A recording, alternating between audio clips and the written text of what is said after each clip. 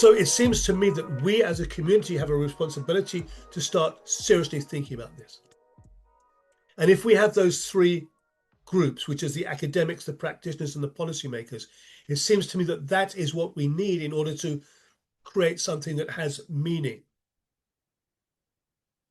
And if we talk about this, and those academics will recognize this of wicked problems, non-rational problems, then we have the responsibility to try and understand what that means and to try and bring solutions or options or ways of thinking about it. But if we talk about, for example, climate change and national security, climate change and food security, climate change and community security, there is nobody who can claim to have the answer. Nobody knows.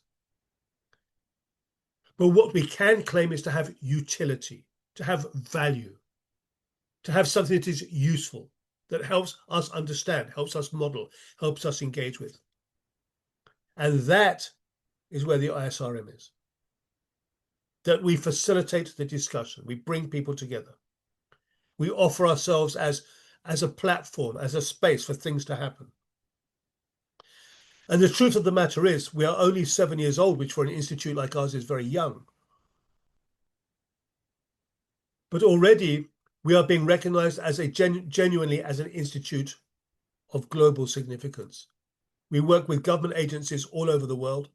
We work with city managers. We work with global NGOs and global operations, global corporations. And I think that what these complex organizations operating in complex environments are recognizing is they need to be speaking to people who can conceptualize this, can rationalize it effectively. And in my opinion, to do that, you need those three communities, the academics, the practitioners, and the policymakers. And I'm delighted to say that already within the ISRM Ukraine chapter, we've seen the development of these communities coming through. We have a fantastic academic community already. I've seen the work that's been done, the conversations being had amongst the academics in this group, and it is incredibly powerful and incredibly impressive. And I personally am very, very much looking forward to working with that group of people to see how we can create a structure and a framework which has value within both the Ukrainian context and a wider regional and global context, looking at the lessons learned from the Ukrainian experience that has value for everybody. The second community is the humanitarian community. And of course, Ian comes from a humanitarian background, so do many other people. And I've seen already the powerful community that's been put in place through the humanitarian sector and the humanitarian security sector in this group. And the third is national security or defense or the military ideas, which we also are heavily involved with from the ISRM.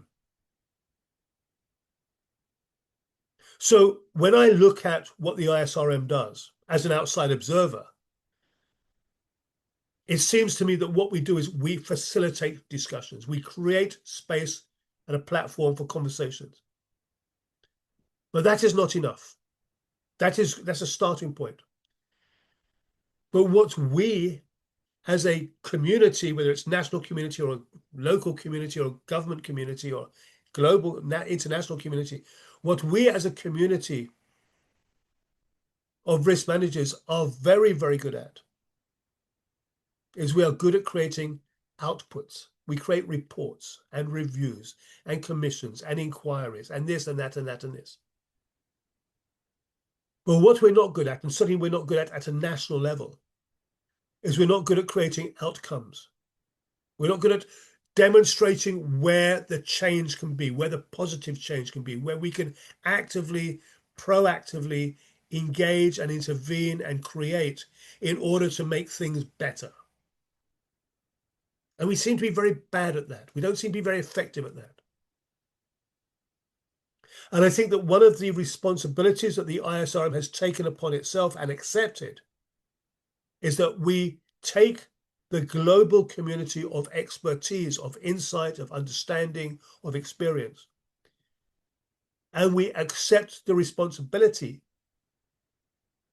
of creating change, of creating outcomes, of having a structured methodology, frameworks that make sense, that are realistic. And once you start looking at how do we do change management, it almost always comes down to the community. The policy can be wherever you want it, but the change is in the community. And I think that we as a community as well, we are starting to understand our power. The ISRM as a global community, as a global network of academics, practitioners, and policymakers working together in a conscious and committed way, we're beginning to understand our power in that, in creating change. Until now, we have been an informative organization. We share a lot of information. We do a lot of things, but we share a lot of information. But what we're now doing is we're transforming ourselves into an influential organization. We want to have our voices heard, and we want to be recognized as being agents of positive change, of being good partners, of being good collaborators, of bringing value to the conversation. And having been in and around Ukraine for 25 years and having been involved with the National Security Defense Council, we were meeting with the National Academy of the Security Services in Kyiv a couple of months ago, looking to do some business with them, some operations programs with them.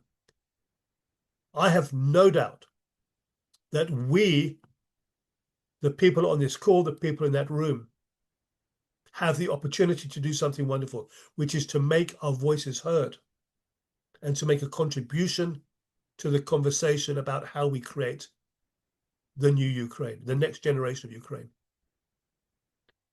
I asked Alexei Danilov what would allow Ukraine to achieve that. What were the assets that Ukraine had that would allow it to reinvent itself? And without a single moment's thought, no hesitation, he said clearly, he says, David, we have one asset that will allow us to do everything. That is our youth. Our youth is our asset. And Alexei Danilov, in my opinion, I really had incredible respect and admiration for the man. He was a deep thinker. He was a politician. He understood the world in its reality. And I said, okay, so if we want to create the new Ukraine, what are the examples? And he said, there are three examples: Saudi Arabia, Singapore, Dubai, UAE. He said all three of those, Saudi and Singapore and UAE, have consciously reinvented themselves. Consciously. They said, this is what we were, this is what we wish to become. And how did they do that? 20 years ago, they invested in their youth. And they said, if we invest in our youth now, in 20 years, 25 years time, we'll gain the benefit. And you get to a certain age and you suddenly realize 20 years goes very, very quickly. 20 years is not a long time. And what do we see now in Saudi and in Singapore and in UAE? We see those seeds that were planted 20 years ago now becoming the harvest. And I agree with Alexei Danilov 100%. That if Ukraine invests in its youth, everything is possible. And I think it is a privilege for us as a community to have the opportunity to be part of that process. So thank you to everybody for your support. Ian and everybody, thank you. I'm very, very much looking forward to being part of this conversation, of being part of this community, of seeing what we can do together. I'm very much looking forward to coming and spending some time with you and being together in person. But for today, Ian, thank you to everybody, you and everybody here, and back to you.